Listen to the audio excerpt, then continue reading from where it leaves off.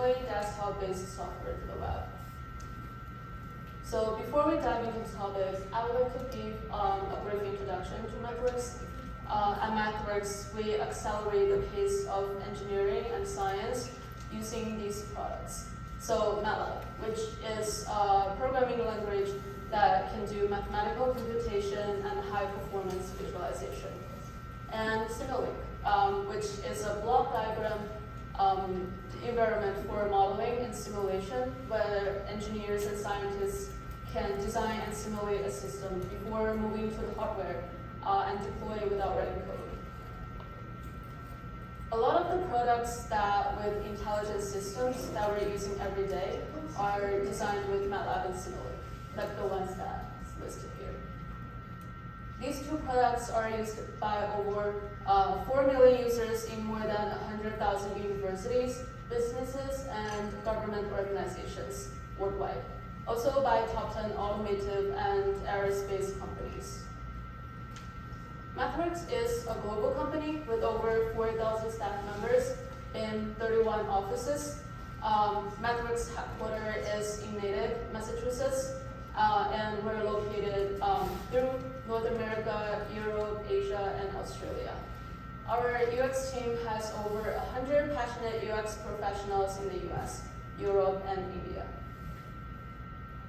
And I'm one of them. So I'm Michelle. I'm a UX designer at MathWorks, supporting the Simulink online area. So in my day-to-day works, I'm pretty much immersed in the world of online products. And there's a trend that really caught my attention.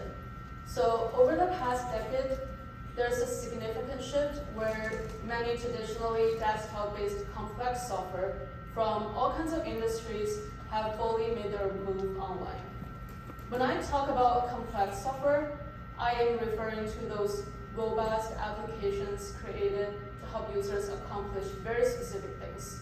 These are not your everyday apps, as they're usually packed with tons of features and have very busy user interface that is designed to support the detailed and professional work required in their respective fields, just like the products that we're seeing here. It is actually not hard to figure out what is the motivation behind this trend, because the complex nature of these softwares makes it a perfect match for tapping into what the web platform naturally does best. Complex software often comes with its challenges, such as the time-consuming installation process and the need for regular updates. And yes, I am talking about that massive installer file and the never-ending progress bar. And the web platform, however, eliminates these hurdles by providing easy access to browser-based application. This means that you're always using the latest version of the software without any need for installation on the web. Moreover, complex software must be very versatile to handle projects of varying sizes. The web platform excels here, offering remarkable scalability. It efficiently optimizes resources on both the front end and back end, adapting to the project's demands without sacrificing the performance. Additionally, projects often require diverse workflows where the use of a combination of products. The web platform shines in this aspect too, enabling interoperability among different applications and platforms. But if we want to move complex software to the browser, how do we achieve a seamless transition and deliver a good user experience? Do we just need to take the whole thing and put a browser header on top of that? It's never that easy. So today I'm going to share some best practices and point out the challenge and opportunities that this trend presents to the UX designers. So let's talk about the use cases first, because desktop and web users are often playing in totally different ballparks when it comes to their goals. Imagine a typical day for a desktop user. They will start their day at the office thinking, okay, today's the day I will tackle this car engine design. They're in it for the long haul, spending hours diving deep in that nitty-gritty detail of the design, utilizing every feature that the software has to offer until everything's just right. Now, picture a web user. They're at the airport holding boarding pass and coffee in their hand with just 30 minutes to spare before their flight. They're not looking to work on the whole engine. They just want to tweak a part's shape or drop a quick comment for their team. It's all about making those small, swift adjustments for checks. So desktop users are all about those long focus sessions for complex tasks, while for web users, on the other hand, are hitting the simple and basic tasks on the move. This leads to the first best practice I would like to share today, which is to simplify and tailor for web-specific needs. Let's look at some examples here. For this word processor, you can see that the ribbon on the top was simplified and removed features like embedded objects, if, model, smart art, and charts for its online version. And the same goes to this image editor. It removed the 16-bit and 32-bit color format when creating a new file, along with features like filter and some advanced blur tools. And also for this 3D modeling tool, the AR mobile viewer, the sandbox tools, and the animations are missing from its online version. You can sort of getting a sense of what these removed features have in common. Although they're all very powerful features, they're also relatively resource intensive and not typically part of most users' everyday workflow. Let's think of it this way. If the desktop version is a fully stocked toolbox, complete with every imaginable tool, then the web version is like the Swiss Army knife. It's compact, carrying only the essentials. The toolbox, with its vast array of tools, is undoubtedly powerful, but not exactly convenient to carry around, especially when you only need a handful of these tools for some quick and simple tasks. On the other hand, the Swiss Army knife is designed for efficiency and portability, equipped to handle the basics without the bulk. By streamlining the feature set for the web version of complex software, we're actually making it more relevant and effective for web app use, for the web app use case that we just outlined.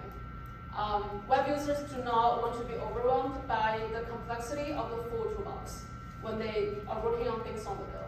Simplifying for the web version means that we're thinking about what's truly important from the perspective of web users. So, how do we decide if migrating a certain feature to the web is a good idea? In my opinion, there are 3 factors that can help us make the decision. The first one is core functionality, which means that we need to evaluate whether this feature is central to what the software is designed to do. And without it, the software will lose its distinctive value.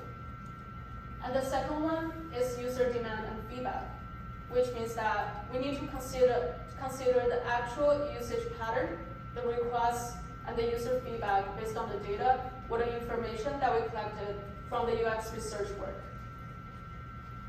So in general, high demand and frequent usage for features are strong indicators for migration. And the third one is about performance parity, which means that we need to assess whether the web version of that feature can match the desktop's version's performance levels. This involves some technical feasibility studies to see if current web technology can support the feature without compromising on speed or user experience. If a feature successfully checks all 3 boxes, then yes, migrate this feature to web. When shaping the feature set for the online version, it is not just about trimming down features.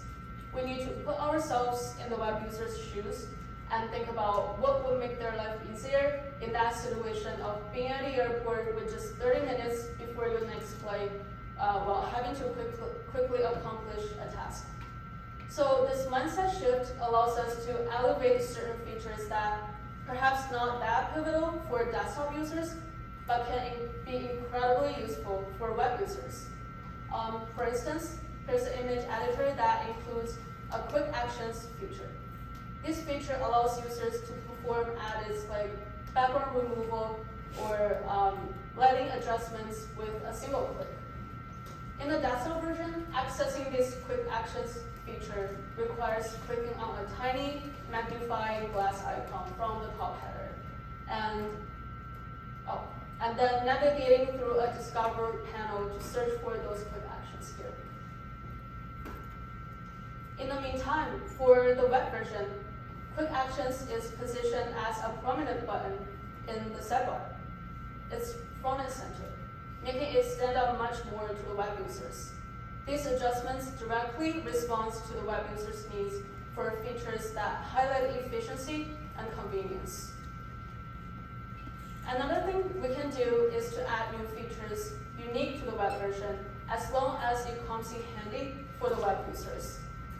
In this word processor example, they added a new feature, Designer, exclusively for the web version. This Designer feature offers layout suggestions and spots inconsistencies in document formatting. It is such a powerful feature for users looking to quickly polish or organize their documents. The second best practice I would like to talk about is to align and adapt for cross-platform use. When we think about complex software, we're talking about a landscape, rich with features and functionalities. It is like exploring a dense forest. It takes time to find your way, to recognize which path leads where, and to understand what each symbol on the map means. Now, we're moving this dense forest online. We don't want our users to have to relearn everything from scratch. We want them to feel right at home, like instantly. That is why it's so crucial that we keep the desktop version and the web version, like the look and feel between those two versions, as similar as possible. Let's say that our desktop version has a top ribbon, a sidebar, and a couple of panels on the right. And for our web version, it should mirror that layout closely. And icons, those little symbols we spend so much time getting to know, we keep them the same too. Even though we have tooltips to explain what each icon does, it's still a learning curve there. By using identical icons for the same features, we're cutting down on that cognitive load, making it easier for users to jump right in. Positioning is another thing that we can keep consistent. Even though we're simplifying the feature set for the web, we want the relative positions of the remaining features stay the same. This way, when our users switch from desktop to web, they will know exactly where to find what they're looking for. So in essence, we're doing everything we can to ensure that moving from the desktop version to the web version feels like walking into a room where everything is exactly where you expect it to be. It's all about making that transition as smooth as possible. And of course, we need to think about the responsiveness of the web apps so that it can adapt to different screen sizes. Now, a common approach to achieve responsiveness is using fluid layouts. However, for complex software like MATLAB Online here, we have found a different method to be slightly more effective. So instead of using fluid layouts, it's recommended to use truncation or collapsible components to accommodate all these features on screens of smaller sizes. The reason behind this choice is along the line of maintaining familiarity. Fluid layouts can dramatically alter the interface by stacking components on top of each other on smaller screens. This can be really disorienting because complex software users would expect elements to be in their specific places, especially if they're power users of the desktop version. And with truncation and collapsible components, we keep the environment familiar regardless of the size of the browser. However, we're designing for devices like tablets and phones. We should know that these platforms have their unique characteristics, from screen sizes to system requirements and even how users interact with them, it's practically a whole new topic. So given those differences, creating customized experience for those devices is not just beneficial, it's necessary. This often means that going beyond a responsive web design, but considering a native mobile app. A prime example of this strategy in action is what MathWorks has implemented with the MATLAB mobile app.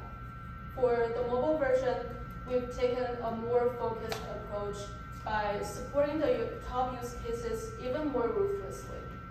This ensures that the users get a tailored experience that adapts for their mobile needs. And the last best practice is about a small detail that is crucial for delivering a cohesive experience for web users. That is to blend web convenience with desktop capabilities. Because no matter how seamless we make that transition, there will always be those times that the web users are in this beast work mode and just need to dive into the work with those additional features available on the desktop. So, or maybe they're just wrestling with a sketchy internet connection. So that's why it's key to give our users a lifeline. The option to jump their current work from the web app straight into the desktop version, so that they can benefit from a more comprehensive set of features and cope with unstable internet connection when necessary.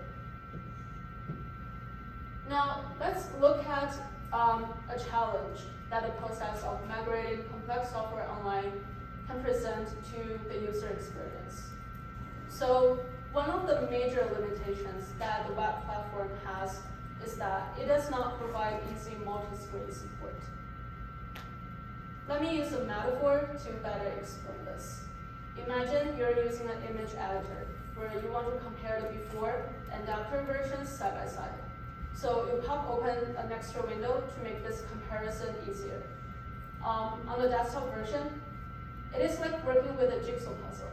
Every extra window that you open is like that piece that you can detach and freely move around your workspace. Now switch to the web version. Think of it as working with a sliding puzzle instead. In this setup, all the pieces are confined within this specific frame, meaning that in the web app, every window or tab that you open is restricted to the boundaries of your browser window. It is a more constrained environment. This brings us to certain user experience challenges, and I will explain using an example of Simulink. For those who might need a refresher, Simulink is a MATLAB-based tool that can be used for model design and simulation through block diagrams. Users typically access Simulink directly from this MATLAB toolstrip at the top from here, which is above the MATLAB command window in the middle, where the users write code. Our UX research has shown that it is very common for users to open 4 to 5 model and simulation windows at the same time. So the workspace will end up looking like this. You can already tell what's the problem here. Like, we open 2 model windows and their corresponding simulation results plots. And they're already completely blocked the MATLAB command window in the background. This setup is far from ideal, especially for users who need to simultaneously write code in the MATLAB command window while monitoring their models and the simulation outcomes. It's a relatively easy problem to solve for the desktop version, as every window is like that jigsaw puzzle piece, really independent, where the users can have the freedom to resize those windows, move it around to any corner of the screen, dock the extra windows to the side, or even drag the window to another monitor to make sure that nothing is blocking anything. They have the full flexibility to arrange their workspace exactly how they prefer. However, in Simulink Online, managing the workspace feels somewhat like navigating that sliding puzzle within this frame. Users cannot open those extra windows outside of that browser page. No matter how you resize or shuffle those windows around, you're bound to end up covering something important. This becomes even more of a challenge during complex projects where users are frequently clicking through different features here and there. They will end up spending a good chunk of time just adjusting the size and placement of those windows, all in an effort to keep everything they need within sight. We came up with a tailored window management solution for Simulink Online to address this issue.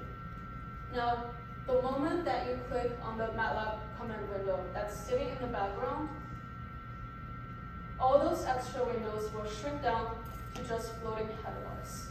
Just like that. Your view is pretty much unblocked. And if those header bars are still in your way, you can easily drag them around. They're way less bulky than the full windows. So you can get a lot of your screen back. You might notice that we have some extra buttons here. So the first pin button allows users to keep certain windows open and expanded, even when clicking on the MATLAB command window in the background. Other windows will collapse, but the pinned ones will remain open. And the second triangle button we have there, it allows users to control the expand and collapse states of the windows individually.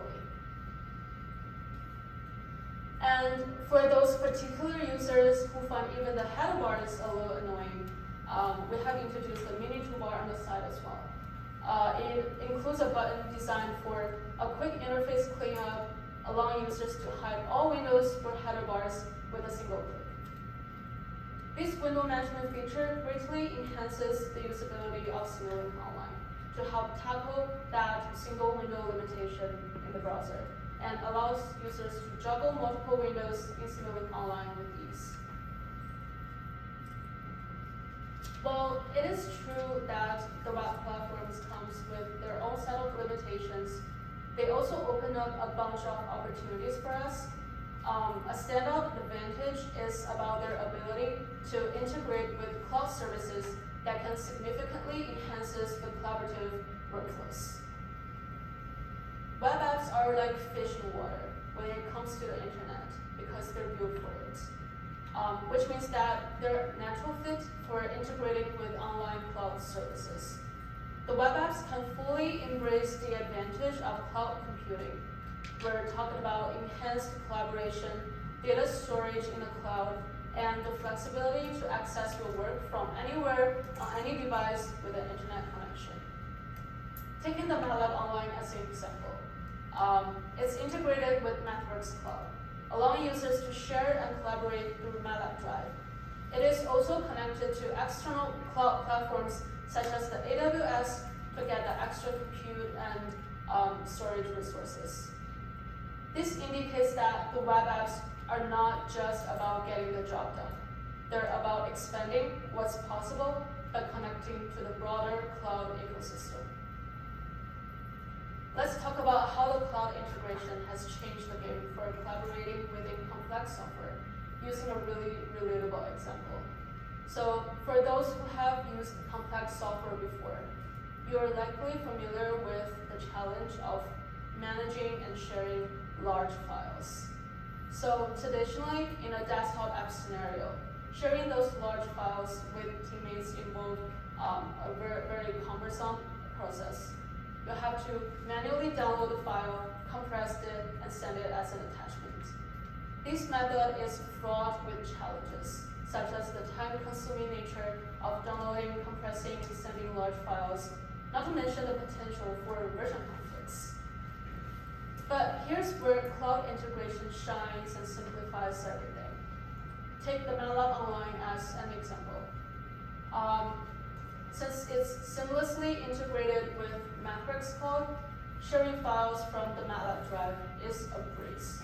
You can just right-click on the file, select Share, and then there's a link created and ready to be shared. So the cloud integration makes the collaboration not just easier, but more efficient and error-free. The second opportunity is about innovation showcase and premiering ideas. Because web apps require no installation and no updates for accessing the latest version of the software. Users are typically more inclined to try them out. This ease of access makes the web app an excellent platform for introducing new features and ideas, as users can experience the innovation firsthand without any barriers. As we are all aware, AI is the current buzzword. Many applications are exploring ways to integrate AI into their offerings. Given advantages that we have discussed, the web is an ideal platform to embrace and experiment with this trend. So let's look at this online spreadsheet program. This feature, Analyze Data, here, was first introduced in the web version. This is an AI-powered tool that helps users synthesize the data and generate high-level visual summaries, trends, and patterns. Now this feature is adopted in the desktop version as well. The web app offers a convenient platform for experimenting with ideas like this. It is a relatively quicker route than introducing new features directly in the desktop version, especially if you want to gather some initial user feedback before the broader deployment into the desktop version. And it is a strategy that we fully embraced with MATLAB. So take the dark theme as an example. After hearing how much our customers wanted it, we launched it through MATLAB Online last year. And the response we received was incredibly positive. And now we're hoping that we can make it part of the MATLAB desktop experience in the near future. I know that I have thrown a lot of information at you, so this part is going to be brief and to the point. Let's take a moment to reflect on the key things that we've covered together. When moving complex software from desktop to the web, to craft the seamless transition, we need to think about what features from that hefty desktop toolbox to migrate, prioritize, and add to the web version to make it a Swiss Army knife that is packed with handy tools that can help users do fundamental tasks. Maintain a familiar look between the desktop and the web version by using consistent layout and visual language. Use methods like truncation and expand collapse to support responsive design across different browser sizes, and create customized experience like native mobile apps for tablets and phones to adapt to users' requirements for those devices. And don't forget to add that open in desktop option to bridge the desktop and the web. Keep in mind that the windows in browser-based apps can feel like sliding puzzle pieces confined within this frame. And make sure that to address this single window limitation for users when it brings inconvenience to their workflow.